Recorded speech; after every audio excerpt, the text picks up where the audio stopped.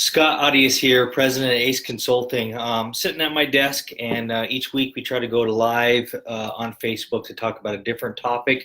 I'm not going to talk about construction per se, but I'm going to talk about business. One of the things I want to talk about is a business organization. With unemployment being as low as it is today, how can we encourage, and retain employees? And that's a hard thing to do. Because when someone could jump ship and make $5,000 or $10,000 more with another organization, how can you make it to where your employees stay with your organization, and not only stay with your organization, they're committed to its success?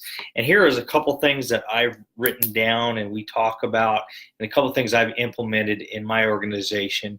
If you've seen online, we won the Best Bet Award. I think there were 6 other companies in Kentucky that won this Best Bet Award. And what it basically is, based on our growth, our retention, a lot of different factors, we were one of 6 companies that were the best bet of being successful in Kentucky.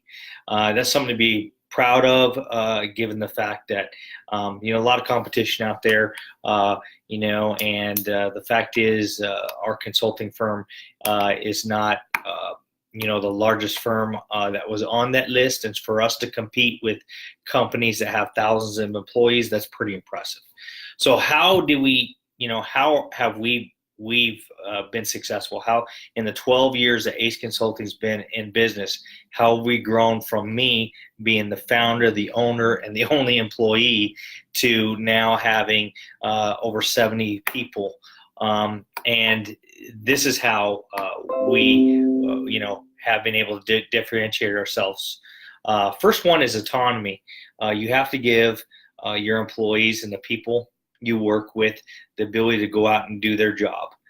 Complete autonomy over their time, complete autonomy over their effort.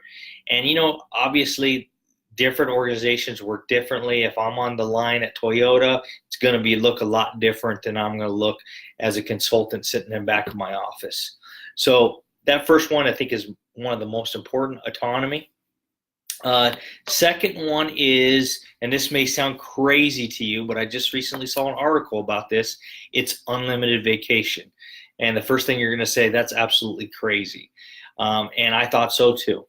But less than 3% of all companies worldwide actually offer unlimited vacation. And that doesn't mean that people just take vacation every week or whatever. It basically says that you have an unlimited time off, but you still got to get your job done. So think about that. So we're going to tell our employees, you're responsible to get your job done, but you can take vacation as you see fit. And statistics show, if you look at it, organizations who utilize this as a benefit retain people at a higher rate. They actually have the number of employees, the amount of time that employees take on vacation is less than what they would take if you gave them a lot of days. So unlimited vacation, I know you say that sounds idealistic, but it works. That's what we have in our company. We have unlimited vacation, but we also have the caveat: you have unlimited vacation, but you need to make sure you get your work done. And if there's work that needs to take place by the time you're on vacation, you need to make sure to coordinate that. Next one is, we don't have my company doesn't have a conventional hierarchy. My office is the first office when people walk in the building. So a lot of times, I'm one of the first people who greet somebody. People come and go. I have an open door policy, meaning that my door really is very rarely shut, and any employee can come here and talk to me about anything. So it's more of a flat organization. And I know we've heard of that in theory a lot, and in schools and academia, but having a flat organization gets people to understand, gets people to feel like, hey, they're not just one of the workers. They're part of the organization, they're part of the business, they're part of the success. Things that we share with the executive level, we'll share with everybody in the company, like the financials.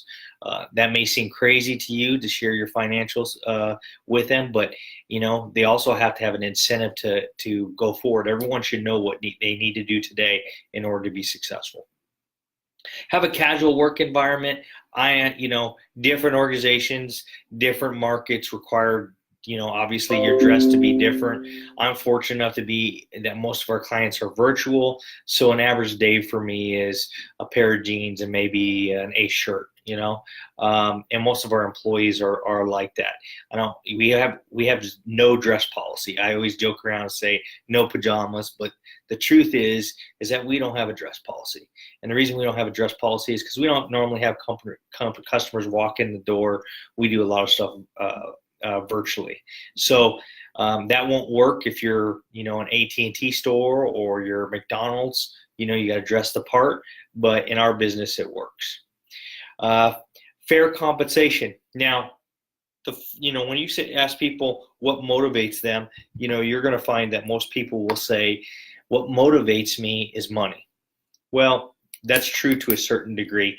Everybody has to be fairly compensated. But the truth of the fact is people have to be passionate about what they do. Beyond doing rudimentary tasks, and my business is well beyond rudimentary task. We don't put widget A and widget B. We focus on things that require you to kind of think out of the box. And because of that, we got to make sure people are fairly compensated, but they're passionate about what they do. You can make all the money in the world, but if you're not passionate about what you do, it doesn't really matter. So happiness is not directly just tied to that compensation. And anybody tells you that's the case is not looking at the reality. Research does show fair compensation is important. Compensation is not the most important, though. Next one is the right person, the right seat. And I talk about this often. I kind of stole this a little bit from the Vistage model, Vistage being a CEO organization. And Vistage says you got to have the right person in the right seat. Sometimes you'll have the right person in the wrong seat, and that doesn't mean that they're the wrong person. That just means that they may be the right person for an organization, but we may not have them in a bad role, in a role that is not well suited to their strengths. And we see that every single day. I go back to my recruiting days, and I had a guy who could basically set an appointment with anybody on the phone, but you get him in person with somebody, he would lock up, he would freeze up, go into vapor lock, So what we did is we took him out of the field and had him do nothing but make appointments for the other recruiters to go out there and sell them on the Navy. So that was using the right person in the right seat, and we were successful as a team, and he was successful. If we have the wrong person in the right seat, the wrong person you just got to get rid of. They don't fit your core values. They don't have the same beliefs you do. Wrong person, there's nothing you can do about that. But if you have the right person, they're just in the wrong seat, your job is to put the right person in the right seat. Next one is one-to-one meetings. Periodically I'll meet with my management staff, the people who are direct reports to me, and I'll sit down and do what they call one-to-one. And this is also from the Vistage model. And the one-to-one basically says, hey, I'm going to sit down, I'm going to talk with you, I'm going to find out how your family is, how you're doing professionally, how you're doing spiritually, how you're doing in all those individual items. And then we're going to talk about what is the single most important thing we need to talk about business-wise. And then what's the single most important thing we need to talk about personal-wise. It's important because it shows that you care. You can find out information you wouldn't find out otherwise. It clears the air a lot of times of, problems that may exist. A lot of companies have a heck of a time with communication, which is my last point.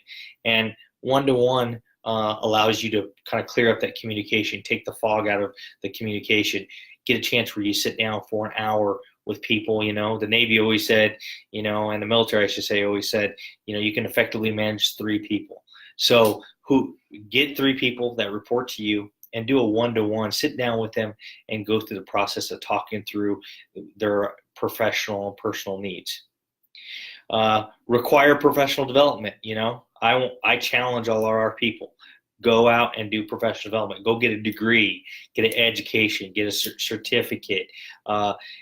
Do something for professional growth. Read a book. Do something. I push it to the extreme, and we actually read a book here. This is a book that we're currently reading. one of my former students actually gave it to me. It's called Chop Wood, Carry Water. And every Tuesday morning, we read a chapter out of this and we discuss it, how it applies to what we do every single day. So I think it's helpful because we can see what we're doing right, what we're doing wrong.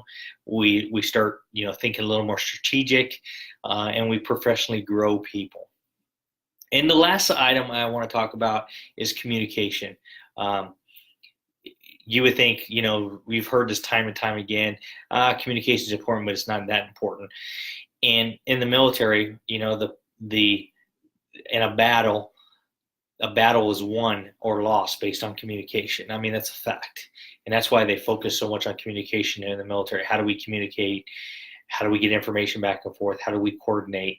Intelligence. In Sun Tzu's Art of War, if you've ever read that book, he talks about the single most important item out of the art of war is the use of spies, and it's intelligence gathering. So communication along that same line of thought is vitally important to your organization. Things like having lunch with your people. Set aside money, set aside some time to go have lunch, talk with people, and discuss items. I used to think lunch meetings were a waste of time until I saw how powerful they can be if they're ran correctly. The other one is what you learn in school, and it's management by walking around. Simply getting out of my desk, getting out of my office, walking around, talking with people, seeing what's going on. And it's not like sticking your nose in people's business, but just talking to people is an important thing, because you wouldn't believe what you don't know until you actually walk around and talk with people. I know large organizations, and some of them have kind of open floor plans where people can go, there is no walls between people, but then the people from one desk to the other don't even communicate with each other. And they call it a lot of people refer to it as the Japanese model. But the fact is that even if you don't have walls, if you don't communicate with each other, it doesn't matter if your desk is right next to each other with no walls. So communication is vitally important, to be successful. So it's kind of my summary. And this is not just about construction; it's about business in general, and it's about people, because that's what we are in. No matter what you sell, professional services, or product, or whatever, we're in the people business. And if you're a senior member of your organization, maybe if you do some of these things, or you implement some of these things, maybe you could see a change. Maybe you could retain more employees. Maybe you can attract more employees. Maybe you can reach higher goals because more people are bought in. So that is my topic for today. I look forward to seeing some comments on the video and get your thoughts. And I will be back going live in the next few weeks.